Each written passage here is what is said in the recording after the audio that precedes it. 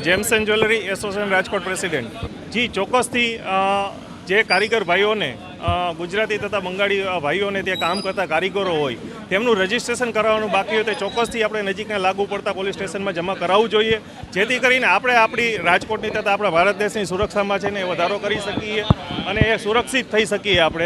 આપણે ત્યાં જે કામ કરતા લોકો હોય છે તેનું રજિસ્ટ્રેશન હોય તો આપણે એક પુરાવા તરીકે સાબિત થાય કે આપણે વેરીફાઈ લોકો છે અને તેનું રજિસ્ટ્રેશન કરાવવું જરૂરી છે. આપના માધ્યમથી દરેક ગુજરાતી તથા બંગાળી ભાઈઓને વિનંતી છે કે આપને તે કામ કરતા કારીગરનું રજિસ્ટ્રેશન ચોક્કસથી કરાવી લેશો. અને આજે જ્યારે ચેકિંગ હાથ ધરવામાં આવ્યું છે, આ પહેલાં પણ લગભગ 5-6 દિવસમાં 25 થી 27 જેટલા કેસો નોંધાણા છે.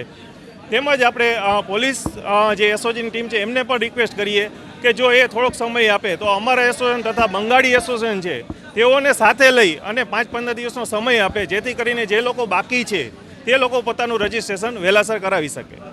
રાજકોટ એક ઔદ્યોગિક શહેર છે. અહીંયાના જુદા જુદા ઔદ્યોગિક એકમોમાં મોટી સંખ્યામાં પરપ્રાંતીય મજૂરો કામ કરવા માટે આવે છે. આ મજૂરોમાં અમુક અગાઉ મિલકત સંબંધી તેમજ શરીર સંબંધી ગુનાઓમાં પણ પકડાયેલા છે. આ તમામ મજૂરો અને કારીગરોનું સિટીઝન પોર્ટલમાં રજિસ્ટ્રેશન કરવું ખૂબ જરૂરી છે અને આના માટે માનનીય કમિશનર શ્રી દ્વારા એક જાહેરનામું પણ પ્રસિદ્ધ કરવામાં આવે છે. આજરોજ રાજકોટ શહેર એસઓજી દ્વારા આ જાહેરનામા ભંગની ડ્રાઈવ રાખવામાં આવે છે, જેમાં જે વેપારીઓ દ્વારા પોતાના કારીગરો તેમજ ઘરઘાટી હોય કે મજૂર હોય જેનું રજિસ્ટ્રેશન થયેલ નથી તેમના વિરુદ્ધ જાહેરનામા ભંગના કેસો કરવામાં આવશે. હાલ આ ડ્રાઈવ દરમિયાન 100થી વધુ કેસ પણ અમે કરેલા છે.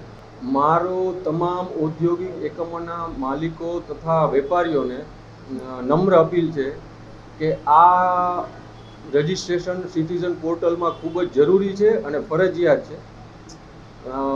તમામ વહેલી તકે આ રજિસ્ટ્રેશન કરાવી લે.